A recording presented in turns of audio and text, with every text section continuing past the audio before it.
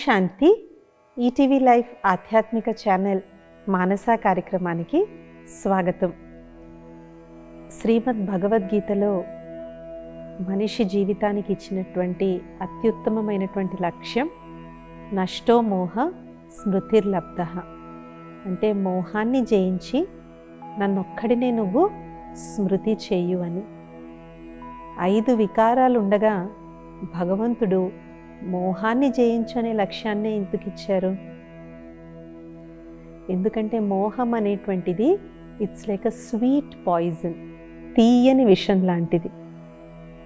అది విషమే కానీ చాలా తీయగా ఉంటుంది. ఎందుకంటే మోహం అనేటువంటి ఈ వికారము ప్రేమ అనేటువంటి దివ్య గుణం యొక్క ముసుగులో రాణించేస్తుంది. అది ప్రేమ అనుకుంటాం మనం, కానీ వాస్తవంగా అది మోహం.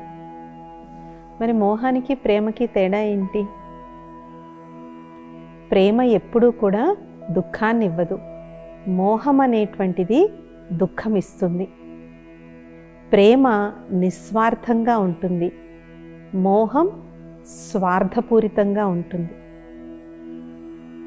చిన్న ఉదాహరణతో మనం అర్థం చేసుకోవాలి అంటే, స్వార్థము అంటే ఇక్కడ నాకేదో లాభం కలుగుతుంది, ఆ వ్యక్తి వల్ల నాకేదో డబ్బు వస్తుందో, ఒక ఇల్లు వస్తుందో, అదొస్తుందో అని కాదు. కంట్రోల్. ప్రేమ ఉన్న చోట కంట్రోల్ ఉండదు, కానీ మోహం ఉన్న చోట కంట్రోల్ ఉంటుంది. అందుకే కోడలు వచ్చిన తర్వాత కోడలతో అడ్జస్ట్ అవ్వడానికి అత్తగారికి చాలా సమయం పడుతుంది. ఎందుకంటే అప్పటి వరకు కొడుకుపై కంట్రోల్ ఎవరికి ఉంటుంది? తల్లికి ఉంటుంది. ఇప్పుడు అదే కొడుకు జీవితంలో అంతే ఇంపార్టెంట్ వ్యక్తి జీవిత భాగస్వామి వచ్చేసరికి ఆమెను స్వీకరించడానికి, ఆ కంట్రోల్ని పాస్ ఆన్ చేయడానికి మదర్ ఇన్ లా అత్తగారు చాలా కష్టపడతారు. అదే తల్లికి పిల్లల మీద ఎలా ఉంటుంది? పిల్లవాడు పై చదువులు చదువుకొని ఫారెన్ వెళ్తాను అంటే తల్లి సంతోషంగా పంపిస్తుంది. ఎందుకు? తల్లికి ఉన్నదేంటి? ప్రేమ.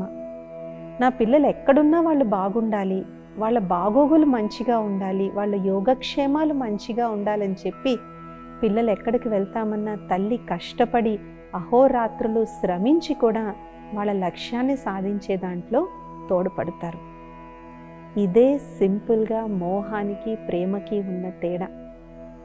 మోహమున్న చోట ఆ వ్యక్తిని మన కంట్రోల్లో ఉంచుకోవాలనుకుంటాం, అదే మనం ప్రేమ అనుకుంటాం. దానికి మనం ఇచ్చేటువంటి నిర్వచనం ఏంటి? నీ బాగోగులు నాకు తెలిసినంత బాగా ఇంకెవరికీ తెలియవు, కాబట్టి నువ్వు నేను చెప్పిన మాట విను. మనకి ఆ వ్యక్తి మీద కంట్రోల్ వదిలేయడం ఇష్టం ఉండదు. సో దాన్ని చాలా సుందరంగా మనం ఏం చెప్తాము? నేనేం చెప్పినా నీ మంచి కోసమే చెప్తున్నాను, నువ్వు బాగుపడాలనే నేను చెప్తున్నాను. ఆ వ్యక్తికి తన బాగోగులు తెలిసినా వీళ్ళకి ఆ యొక్క కంట్రోల్, ఆ పెత్తనం అనేటువంటిది వదలడం ఇష్టం లేని కారణంగా ఏం చేస్తారు? నీ మంచి కోసమే చెప్తున్నాను, నా మాట విను అని అంటారు. ఇది మోహం. అయితే మీరు అడగచ్చు, మరి సిస్టర్ ఏంటి కంట్రోల్ ఉండడం వల్ల ప్రాబ్లం ఏంటి అంటే, ఆ కంట్రోల్ మన చేతిలోంచి వెళ్ళిపోయినప్పుడు తీరని దుఃఖం కలుగుతుంది. అపోహలు వస్తాయి, అపార్థాలు వస్తాయి, మనస్పర్ధలు వస్తాయి. అదే ప్రేమ ఉన్న చోట ఫ్రీగా మనం ఆ వ్యక్తి యొక్క ఎదుగుదల, ఆ వ్యక్తి యొక్క బాగోగుల కోసం ఏం కావాలో అది మనం చేస్తాం. మనం వాళ్ళని మన గుప్పెట్లో ఉంచుకోవడానికి ఎప్పుడూ కూడా మనం ప్రయత్నించం. అందుకే రూమీ అని ఒక మహాన్ కవి ఉన్నారు. వారు 12వ శతాబ్దంలో పర్షియా దేశంలో ఉండేవారు. ఆయన రచించినటువంటి రచనలు ఈనాటికి కూడా ప్రపంచంలో చాలా చాలా పాపులర్. ఆయన పర్షియన్ అరబిక్లో రచనలు చేస్తే మ్యాక్సిమం ట్రాన్స్లేషన్స్ వారి రచనలకే ప్రపంచంలో ఇప్పటికీ ఉన్నాయి. ఏ కవికి లేనని ట్రాన్స్లేషన్స్ రూమీ యొక్క కవితలకి, రూమీ యొక్క రచనలకి ఉంటాయి. ఆయన ప్రేమ గురించి ఒక పెద్ద పుస్తకమే రాశారు. అందులో ఒక చాలా ప్రఖ్యాతిగాంచినటువంటిది ఇది చాలామంది వినే ఉంటారు, కానీ ఇది రూమి రాశాడని చాలామందికి తెలియదు. నిజంగా ప్రేమ కానీ ఉన్నట్లయితే దాన్ని నువ్వు వదిలేసినా అది మళ్ళీ నీ దగ్గరికి వస్తుంది. కానీ నిజమైన ప్రేమ కాకపోతే వదిలేస్తే అది వదిలించుకుని వెళ్ళిపోతారు. తల్లి మీదకి నిజమైన ప్రేమ ఉన్నటువంటి కొడుకు దేశాలు దూరాలు పెద్దగా మ్యాటర్ చేయవు. ప్రతిరోజు తల్లికి ఫోన్ చేస్తాడు, అమ్మ నీకు ఎలా ఉంది అని అడుగుతాడు. అదే ప్రేమ లేని కొడుకు ఒకే బిల్డింగ్లో మీద ఫ్లోర్లో ఉంటూ కూడా వారానికి ఒకసారి కూడా వచ్చి తల్లిని కలవడు. సో ప్రేమకి దూరానికి సంబంధం అనేటువంటిది లేదు. కానీ మోహం ఉన్న చోట స్వార్థం ఉన్న కారణంగా మనం చెప్పిన మాట వాళ్ళు వినకపోతే మనం ఏమనుకుంటాం, నా మాట వినని కాడికి ఇంక నీకు నాకు ఏంటి సంబంధం, ఎందుకు నీ ఇష్టం వచ్చినట్టు నువ్వు చేసుకో, ఇంక నేనెందుకు, నా అవసరం ఏంటి అని ఇలా మాట్లాడతాం. కాబట్టి మోహం అనేటువంటిది చాలా స్వీట్ పాయిజన్ లాంటిది. అది చాలా మంచిగా అనిపిస్తుంది, దాంట్లో ఉన్న తప్పు మనకి అర్థం కాదు. అయితే ఇప్పటి వరకు మనం వ్యక్తులపై ఉన్నటువంటి మోహం గురించి మాట్లాడుకున్నాం. కానీ దీనికన్నా సూక్ష్మమైన మోహం ఈ కాలంలో ఎక్కువైనటువంటిది వస్తు వైభోగాల యొక్క మోహం. దీన్నే పరమాత్ముడు చాలా సుందరంగా అంటారు, మే మే మే మే మే మే అని ఏమంటుంది, మేక్ అంటుంది. సో భగవంతుడు మనల్ని ఆ మే మే మే అనే దాన్ని బలివ్వమంటే దాన్ని అపార్థం చేసుకుని మనం దేన్ని బలిస్తాం, మేమే అనే మేకను బలిస్తాం. మేకను బలిస్తే పాప నోరు లేని జీవి, జీవహింస చేసినట్టు అవుతుంది. నాది మే ఆర్ మేరా, మేరా. దాది గుల్జార్ గారు ఎవరైతే బ్రహ్మకుమారీస్కి పూర్వ అధినేత్రిగా ఉండినారో మహా ఆధ్యాత్మికవేత్త, వారు అనేవారు అన్నమాట, ఈ నాది అనేటువంటిది ఎంత సూక్ష్మంగా ఉంటుంది అంటే ఆఖరికి నాది అనేటువంటి ₹1 పెన్ను పోయినా, రూపాయి పెన్నులు వస్తాయి కదా యూజ్ అండ్ త్రో పెన్నులు, కానీ నేను కొనుక్కున్నాను కదా అది పోయినా కూడా దాని ఆలోచనలు తక్కువలో తక్కువ 24 గంటలన్నా నడుస్తాయంట. సో యాక్చువల్గా ఒక్కొక్కసారి వ్యక్తుల కన్నా వస్తువుల మీద వైభోగాల మీద అటాచ్మెంట్ ఎక్కువ ఉంటుంది. నా ఇల్లు, నా కారు, నా పదవి, నా చదువు. సో మనం ఏదైతే ఈ దేహానికి సంబంధించినటువంటి ఐడెంటిటీస్ ఏవైతే ఉన్నాయో వాటిని ఎంతగా నావి నావి అని అనుకుంటే అంతగా మనకి వాటి మీద మోహం ఉన్నప్పుడు, మరి దీనివల్ల వచ్చే ప్రాబ్లం ఏంటి? నా ఇల్లే కదా, ఎందుకు ప్రాబ్లం ఏంటి? నా చదువే కదా, ప్రాబ్లం ఏంటి? ఎందుకంటే వస్తువు వైభోగాల మీద ఉన్నటువంటి మోహం దేనికి దారితీస్తుంది? అహంకారానికి దారితీస్తుంది. వ్యక్తుల మీద ఉన్న మోహం అహంకారానికి దారితీయదు, కానీ వస్తు వైభోగాల మీద ఉన్నటువంటి మోహం అహంకారానికి దారితీస్తుంది. పోనీ అహంకారం వచ్చిన ప్రాబ్లం ఏంటి?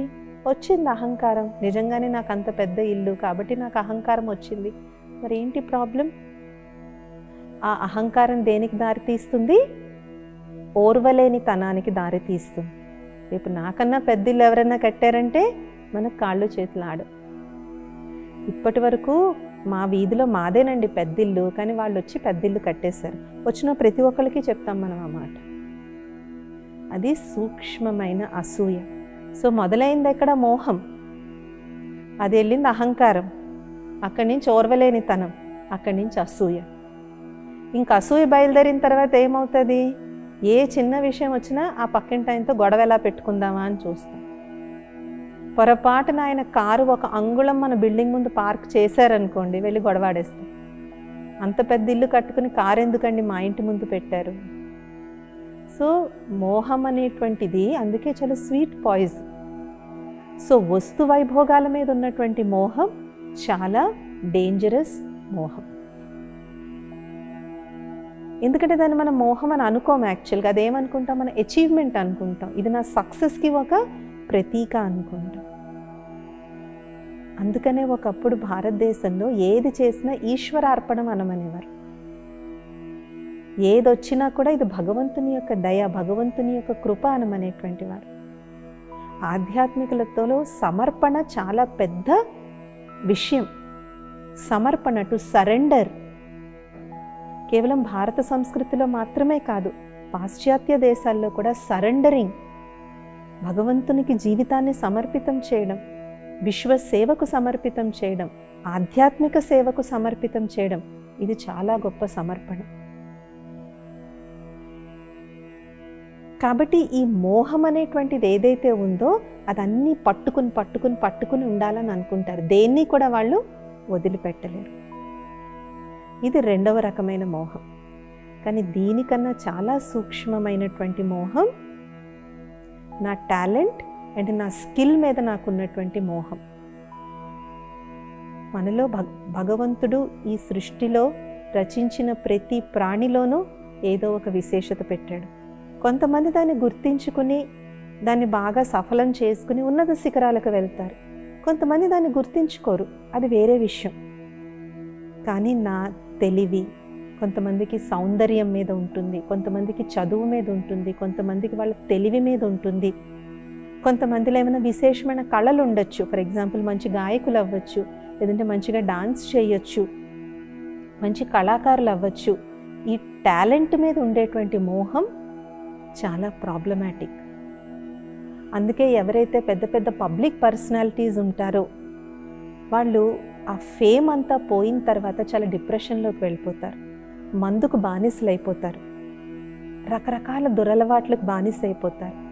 ఎందుకంటే ఆ వ్యాక్యూమ్, ఆ లోటు ఏదైతే ఉందో దాన్ని వాళ్ళు ఇలా పూర్తి చేసుకోవడానికి ప్రయత్నిస్తారు. అందుకనే భారతదేశంలో మనం చూసినట్లయితే ఒక మహాకవి కాళిదాస్ కావచ్చు, ఒక నన్నయ్య కావచ్చు, ఒక తిక్కన కావచ్చు, వాళ్ళందరూ, ఒక అన్నమాచార్యులు, ఒక త్యాగరాజు, వీళ్ళందరూ కూడా వారి యొక్క కళను దేనికి వాడారు? భగవంతుని సేవకు వాడారు. భగవంతుని యొక్క కీర్తి ప్రతిష్టలు, ఆయన యొక్క చరిత్రను ప్రపంచానికి తెలియచేయడానికి వాడారు తప్ప ఇంకా ఏ విషయం గురించి కూడా వారి యొక్క కళను వారు వినియోగించలేదు. రామదాసు జైలు కన్నా వెళ్ళాడు, కానీ రాముడి గురించి తప్ప ఇంక దేని గురించి కూడా ఆయన ఎప్పుడూ ఆలోచించలేదు. తెలుసు అది నవాబు గారి బంగారం అని తెలుసు, దాంతో పతాకం చేయిస్తే నేను జైలుకి వెళ్తానని తెలుసు, కానీ అయినా సీతమ్మ వారికి పతాకం చేయించారు. సో వాళ్ళ దగ్గర ఏది ఉన్నా సరే అది భగవంతుని సేవకే ఉపయోగించారు తప్ప స్వార్థపూరితంగా ఉపయోగించలేదు. ఎందుకంటే కళల వల్ల వచ్చేటువంటి అహంకారం చాలా సూక్ష్మమైనటువంటి అహంకారం. అందుకే అంటారు అన్ని కళలు ఉన్నదే భగవంతుని సేవ కొరకు అనేసి. అది గాన కళ కావచ్చు, నృత్య కళ కావచ్చు, ఇంకా ఏ కళ అయినా సరే. అలాగే కొంతమంది వాళ్ళ మేధస్సు యొక్క మోహం ఉంటుంది, నేను ఎంత తెలివైన దాన్ని, నేను ఎంత తెలివైన వాడిని అనేసి. కానీ మనకన్నా తెలివైన వాళ్ళు బయట బోల్డ్ మంది ఉన్నారు. మన చుట్టూ ఉన్న 10 మందిలో మనం తెలివైన వాళ్ళమని మనం అనేసుకుంటాం, కానీ అలాంటి 10 మంది ఎంతమంది ఉన్నారు? ఇది చాలా సూక్ష్మమైనటువంటిది. దీనికన్నా అత్యంత సూక్ష్మమైనటువంటి మోహం ఇంకోటి ఉంటుంది. అదేంటి? నా స్వభావ సంస్కారాల యొక్క మోహం. నేను ఇంతే, నేను మారను. భగవంతుడు అంటారు, ఎవరైతే మౌల్డ్ అవుతారో వాళ్ళే రియల్ గోల్డ్. మేలిమి బంగారం చాలా ఫ్లెక్సిబుల్గా ఉంటుంది. యాక్చువల్గా బంగారం, అందుకే దాన్ని ఒక ఆభరణం కింద చెయ్యాలంటే అందులో కంపల్సరీగా వేరే లోహాలను కలపాలి. ఎందుకంటే రియల్ గోల్డ్ యాక్చువల్గా చాలా మెత్తగా ఉంటుంది, అది హార్డ్గా ఉండదు. అందుకనే దాన్ని సుందరమైన ఆకృతుల్లో మనం మౌల్డ్ చేయగలుగుతాం అన్నమాట. అలాగే భగవంతుడు అంటారు, ఎవరైతే మౌల్డ్ అవుతారో వాళ్ళే రియల్ గోల్డ్. ఇది నా నేచర్, నా స్వభావం అని అనుకుంటాం కదా, అది మన యొక్క నేచర్తో, మన యొక్క సంస్కారంతో, మన స్వభావంతో మనకున్నటువంటి లోతైన అటాచ్మెంట్. అందుకే ఒక సామెత ఉంటుంది, పుట్టుకతో వచ్చిన బుద్ధులు పాడెక్కాకే పోతాయి అని అంటారు. That is not true. అలాగ అనుకోవడానికి, మనల్ని మనం సమర్థించుకోవడానికి బాగుంటుంది, కానీ తప్పకుండా అది మాత్రం నిజం కాదు. ప్రతి ఒక్కరూ స్వయం యొక్క పరివర్తన అనేటువంటిది చేసుకోవచ్చు. పరమాత్ముడు ఇచ్చేటువంటి సత్య జ్ఞానం, రాజయోగ శిక్షణ ద్వారా అనేక మంది తమ యొక్క సంస్కారాలను పరివర్తన చేసుకున్నారు. వాళ్ళ ప్రాక్టికల్ ఎక్స్పీరియన్సెస్ ఉన్నాయి. మాకు అప్పుడు ఎంతో కోపం ఉండేది, ఇప్పుడు ఆ కోపం మాకు తగ్గింది. చాలామంది తల్లిదండ్రులు దురదృష్టవశాత్తు తమ పిల్లల్ని యాక్సిడెంట్స్లోనో క్యాన్సర్కో కోల్పోయినటువంటి వారు కూడా రాజయోగ శిక్షణ తర్వాత డిప్రెషన్ నుంచి బయటకు వచ్చి మళ్ళీ వాళ్ళ జీవితాన్ని ఈశ్వరీయ సేవలోకి అంకితం చేసిన వాళ్ళు కూడా చాలామంది ఉన్నారు. దీని గురించి ఒక రియల్ స్టోరీ ఇప్పుడు మనం తెలుసుకుందాం. ఒక సైనికుడు ఉన్నాడు. ఇది అమెరికాలో జరిగిన ఒక రియల్ స్టోరీ. ఆయన ఒకప్పుడు అమెరికాకి వియత్నాంకి యుద్ధం జరిగింది. అమెరికాకి వియత్నాంకి యుద్ధం జరిగినప్పుడు ఆ సైనికుడు వియత్నాంలో ఉన్నటువంటి ఒక గ్రామంలో యుద్ధం చేయడానికని వెళ్ళాడు. కానీ యుద్ధంలో ఒక నియమం ఉంటుంది, ఏంటంటే సివిలియన్స్ని ఎప్పుడూ కూడా హాని చేయకూడదు, అంటే సామాన్య ప్రజల్ని హాని చేయకూడదు. ఓన్లీ సైనికుల్ని, సైనిక స్థావరాలకు మాత్రమే టార్గెట్ వేయాలి. కానీ ఆ రోజు ఆ సైనికుడు వేసినటువంటి గ్రెనేడ్ ఏదైతే ఉందో అనుకోకుండా ఒక ఇంటి మీద పడుతుంది. ఆ ఇంటి మీద పడడంతో ఆ ఇంట్లో ఉన్నటువంటి 6 కుటుంబ సభ్యులు సజీవ దహనం అయిపోతారు. అందులో 4 పిల్లలు కూడా ఉంటారు. అది ఆయన్ని జీవితాంతం ఆయన వెంటాడుతుంది. ఆ బాధతో ఆయన తర్వాత ఎప్పుడు పెళ్లి చేసుకోలేదు. ఆయన నేను 4 పిల్లల ప్రాణాలను నేను తీసుకున్నాను అని చెప్పి ఆయన అసలు ఉండలేకపోతాడు. మందుకు బానిస అయిపోతాడు, డ్రగ్స్కి బానిస అయిపోతాడు. ఎందుకంటే ఆ బాధని ఎలాగ బయట పెట్టుకోవాలో ఆయనకి అర్థం కాదనమాట. అప్పుడు ఒక బౌద్ధ భిక్షువుల దగ్గరికి వెళ్తారు. వాళ్ళని జెన్ మాస్టర్స్ అని అంటారు. ఆయన దగ్గరికి వెళ్ళి చెప్తారు, నేను ఎలాగన్నా ఈ బాధ నుంచి నేను బయటికి రావాలి అని.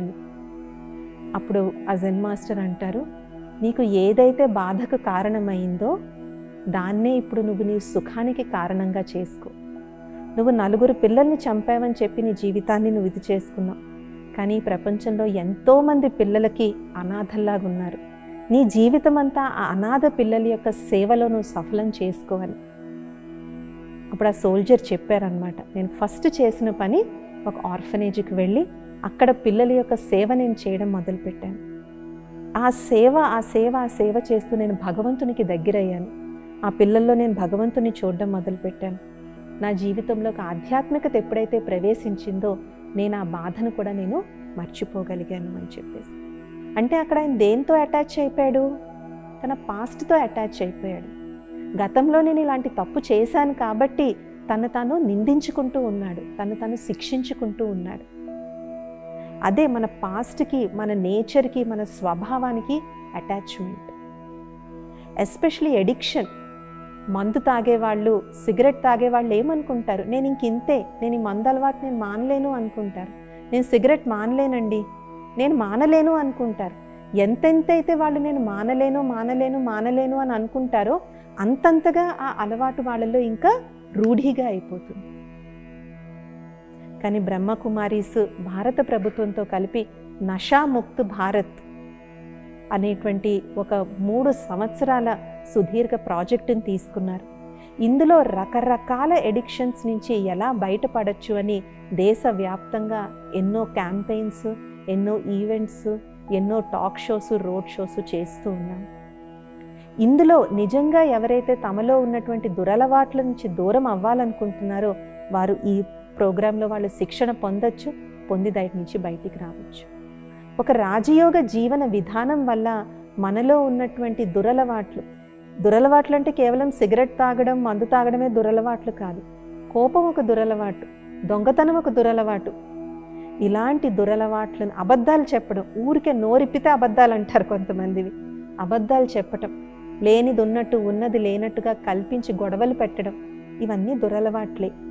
వీటన్నిటి నుంచి బయటపడడానికి ఆధ్యాత్మికత, ముఖ్యంగా రాజయోగ జీవన విధానాన్ని మనం అవలంబించినప్పుడు మన యొక్క పాత స్వభావాలు, మన యొక్క పాత సంస్కారాల నుంచి కూడా మనం దూరం అవ్వచ్చు. కాబట్టి మోహానికి వశమయ్యి అదేదో ప్రేమ అని మాత్రం అనుకోవద్దు. అంటారు అంతకాల్జో స్త్రీ సిమిరే, అంటే చివరి సమయంలో మనం దేన్ని తలుచుకొని మనం శరీరాన్ని వదులుతామో తర్వాత అలాంటి యోనిలోనే మనం జన్మ తీసుకుంటాము అని. దీనికి సంబంధించి ఒక వ్యాపారి యొక్క కథ ఉంటుంది. ఆ వ్యాపారికి గురువుగారు చెప్తాడనమాట, నువ్వు చివరి సమయంలో భగవన్నామ స్మరణంతోనే నువ్వు చనిపోవాలి, అప్పుడే నీకు ముక్తి లభిస్తుంది అని. అందుకని ఆయన ఏం చేస్తాడు, తన పిల్లలందరికీ దేవుళ్ళ పేర్లు పెట్టుకుంటాడు. ఆఖరికి ఇంటికి వచ్చిన కోడళ్ళు అల్లుళ్ళ పేర్లు కూడా మార్చేస్తాడు, వాళ్ళకి దేవుళ్ళ పేర్లు పెట్టేస్తాడు. షాప్కి కూడా దేవుడి పేరు పెడతాడు, భార్యకి కూడా పేరు మార్చేస్తాడు. ఇంకా తన చుట్టుపక్కల ఎక్కడున్నా దేవతలు దేవీ దేవతలు తప్ప ఇంకేమీ కనిపించకుండా చిత్రపటాలన్నీ పెట్టేసుకుంటాడు. ఇప్పుడు 80 ఏళ్ల వయసు వచ్చింది, మరణశైపోయి ఉన్నాడు. కొడుకులు కోడళ్ళు మనవళ్ళు మనవరాళ్ళ భార్య అందరూ చుట్టుపక్కల ఉన్నారనమాట. ఆయన ఏమనుకుంటాడు, అమ్మయ్య వీళ్ళందరూ ఉన్నారు, వీళ్ళందరిలో ఎవరి నామస్మరణ చేసినా నేను భగవంతుడి నామస్మరణ చేసినట్టే అని సంతోషిస్తాడు. కానీ ఫైనల్గా అతనికి ఒక ఆలోచన వస్తుంది. ఏమొస్తుంది, వీళ్ళందరూ ఇక్కడ ఉంటే దుకాణం దగ్గర ఎవరున్నారు అని. ఆ థాట్తో ఆయన ప్రాణం పోతుంది. సో జీవితాంతం అతను అందరి పేర్లు మార్చాడు, కానీ ఫైనల్గా ఆయనకి ఏం గుర్తొచ్చింది, ఆయన కొట్టు గుర్తొచ్చింది. సో ఆ స్మృతిలోనే ఆయన శరీరం వదిలేశాడు. కాబట్టి ఇదేదో పేర్లు మార్చుకుంటూ ఉంటేనో లేదంటే జేబులో ఏదో పెట్టుకుంటూ వచ్చేటువంటిది కాదు. జీవితాంతం మన్మనాభవ మధ్యాజీభవ, నీ మనస్సుని కేవలం నాకు మాత్రమే సమర్పణ చేయి. భలే అందరి మధ్య నువ్వు ఉండు, అందరితో కర్మయోగిలాగా జీవించు, కానీ కర్మ చేస్తూ కూడా చేయించేటువంటి నన్ను మాత్రం నువ్వెప్పుడూ గుర్తుపెట్టుకో. అందుకని శ్రీకృష్ణుడు రథ సారథిగా వచ్చినా కూడా అర్జునుడినే విజయం వరించింది. అక్షౌణి సేన తీసుకున్నాడు దుర్యోధనుడు, కానీ విజయం మాత్రం ఎవరిని వహించింది, ఎవరి వైపు అయితే పరమాత్ముడున్నాడు. అందుకే భగవంతుడు అంటారు, సచ్కి నావ్ హిలేగి డులేగి లేకిన్ డూబేగి నహి. సత్యం అనేటువంటి పడవ చాలా ఊగిసలాడుతుందంట, కానీ ఎప్పుడూ కూడా మునిగి పోదు. భలే మనకి ఇప్పుడు అనిపిస్తుంది ఏం ఉపయోగం ఈ నీతి నిజాయితీ వల్ల అని, కానీ ఆ నావ చాలా ఒడిదుడుకులు గుండా వెళ్తుంది, కానీ అది ఎప్పటికీ కూడా మునిగిపోదు, తప్పకుండా అది తీరాన్నే చేరుతుంది. కాబట్టి ఈ విధంగా కామ క్రోధ లోభ మోహ అహంకారాలు అనేటువంటి ఈ 5 వికారాలు ఉన్నా కూడా శ్రీమద్ భగవద్గీతలో నష్టో మోహ స్మృతిర్లబ్ధ అనే చెప్పారు. వాస్తవంగా అన్నిటికన్నా ఈజీ క్రోధాన్ని వదిలేయడం, కానీ మోహాన్ని వదిలేయడం చాలా కష్టం. ఎందుకంటే అది నాది కదా. కొంతమందికి జుత్తు మీద మోహం ఉంటుంది, ఒక్కొక్క వెంట్రుక తెల్లగా అయితే చాలు, దాన్ని నల్లగా చేయడానికి ఎన్ని ప్రొడక్ట్స్ వాడతారు. సౌందర్యం యొక్క మోహం ఉంటుంది, ఎందుకంటే మోహం అనేటువంటిది అది మన ఐడెంటిటీకి పార్ట్ అయిపోతుంది, అంటే అది మన గుర్తింపు అయిపోతుంది. చిన్నప్పటి నుంచి అందరూ నువ్వు చాలా అందంగా ఉంటావు చాలా అందంగా ఉంటావు అన్నారనుకోండి, నేను అందంగా ఉంటాను అనేది ఒక రకమైన అటాచ్మెంట్ నాకు. ఇప్పుడు ఆ అందం తగ్గుతుంది అనుకోండి, అంటే నా ఐడెంటిటీ నా వ్యక్తిత్వం నా నుంచి దూరం అయిపోతుంది. అమ్మో ఇంకా అందరూ నేను అందంగా ఉన్నానని అనరేమో అని ఆ అందాన్ని కాపాడుకోవడానికి మనం రకరకాల పనులు చేస్తూ ఉంటాం. సో ఏదైతే నాది అని అనుకుంటామో అది యాక్చువల్గా మన ఐడెంటిటీ అయిపోతుంది, అంటే అది మన గుర్తింపు అవుతుంది, అది మన వ్యక్తిత్వం అవుతుంది. కానీ పరమాత్ముడు అంటారు ప్రతిదీ మీకు ప్రతి జన్మకి మారిపోతుంది. కిందటి జన్మలో మన తల్లి మన ఎదురుగుండా వచ్చినా మనం గుర్తించగలమా? కిందటి జన్మలో నా కొడుకో నా కూతురో నా ఎదురుగుండా వచ్చినా నేను గుర్తించగలనా? కానీ ఆ జన్మలో వాళ్ళంటే నాకు ఎంత మోహం ఉండుండొచ్చు. కాబట్టి పరమాత్ముడు నేను నాది అనే దానికి కొత్త నిర్వచనం ఇచ్చారు. నేను అంటే నేను ఆత్మను, నాది అంటే నా తండ్రి పరమాత్ముడు. నేను నాది అనడం మనకు అలవాటు కదా. నేను అన్నప్పుడల్లా మనసులో ఏం గుర్తుకు రావాలి? అంతేకాని నేను లాయరు, నేను డాక్టరు, నేను యాక్టరు, నేను రిచ్, నేను పువర్, నేను హిందూ, నేను క్రిస్టియన్, నేను ముస్లిం, ఈ నేను కాదు గుర్తుంచుకోవాల్సింది. నేను ఆత్మ. నా అని అనుకున్నప్పుడు ఏం గుర్తుంచుకోవాలి? నా ఇల్లు, నా సంసారం, నా ఉద్యోగం, నా కార్, నా జాబ్ కాదు. నా అంటే పరమాత్ముడు. జానకి దాది గారు అందరికీ కూడా ఒక మహామంత్రాన్ని ఇచ్చేటువంటి వారు. పెద్ద పెద్ద రాజులు అవ్వనివ్వండి, ప్రధానమంత్రులు అవ్వనివ్వండి, రాష్ట్రపతులు అవ్వనివ్వండి, ఎవరికైనా దాదీజీ 2 మహామంత్రాలు ఇచ్చారు. మే కౌన్, మేరా కౌన్. ఈ 2 అర్థమైతే సంపూర్ణ ఆధ్యాత్మికత అర్థమైనట్టే. మే కౌన్ అంటే నేనెవరిని, మేరా కౌన్ నావారెవరు, నేనెవరిని నావారెవరు. ఈ 2 ప్రశ్నలకి సమాధానం తెలుసుకోవడంలోనే సంపూర్ణ ఆధ్యాత్మికత ఉందని దాది జానకి గారు చెప్పేటువంటి వారన్నమాట. కాబట్టి ఏదైతే మనం నా నా నా అనుకుని మన మోహం వశమై మన దగ్గర పెట్టుకున్నామో అదేదో ఒక రోజు మనల్ని వదిలి వెళ్ళిపోతుంది. అలాగని దాని మీద అసహ్యం పెంచుకోమనో దాని మీద ద్వేషభావన పెంచుకోమనో కాదు, నిమిత్తమై ట్రస్టీగా అయ్యి సేవ చేయడం. ఒక బ్యాంక్ క్యాషియర్ దగ్గరికి వెళ్ళామనుకోండి, ఆ క్యాషియర్కి రోజు బ్యాంక్ వాళ్ళు ఒక 5 లక్షలు ఇస్తారు, కానీ 5 లక్షలు తనదని తన జేబులో పెట్టుకుని వెళ్ళిపోతాడా? ఆ క్యాషియర్కి ఏం గుర్తుంటుంది? 5 లక్షలు నాకు లభించినా ఇది బ్యాంక్ వారిది, కస్టమర్లది, కానీ నాది కాదు అది. సో అందుకని అతను ఒకరికి 1,00,000 2 లక్షలు ఇవ్వాలన్నా అతని ఫేస్లో ఏమీ రియాక్షన్ ఉండదు. 1,00,000 2 లక్షలు ఈజీగా ఇచ్చేస్తాడు, ఎందుకంటే అది నాది కాదన్న విషయం ఆయనకు తెలుసు. But at the same time ఆయన తన బాధ్యతను చాలా కరెక్ట్గా నిర్వర్తిస్తున్నాడు. ఇవి కూడా అంతే. నా భార్య, నా భర్త, నా పిల్లలు, నా చదువు, నా జాబు, ఇవన్నీ మనకి దేవుడు ఇచ్చిన ఒక క్యాష్. దీన్ని 100 సంవత్సరాలు వాడుకోవాలి, తర్వాత వీటన్నిటినీ వదిలేసి వెళ్ళిపోవాలి. కానీ వాడుకున్నప్పుడు నీతి నిజాయితీగా నిస్వార్థంగా పరమాత్ముని యొక్క స్మృతిలో, ఇవి పరమాత్ముడు నాకు ఇచ్చినవి అనేటువంటి స్మృతిలో మనం వాడుకోవాలి. అప్పుడు వాటి మీద మనకి మోహం కాకుండా అనంతమైన వైరాగ్యం అనేటువంటిది వస్తుంది. ఇవాల్టి మానసాలు మనం మోహం గురించి తెలుసుకుందాం. వచ్చే మానసాలు ఇంకొన్ని అంశాలు చర్చించుకుందాం. ఓం శాంతి. నమస్తే.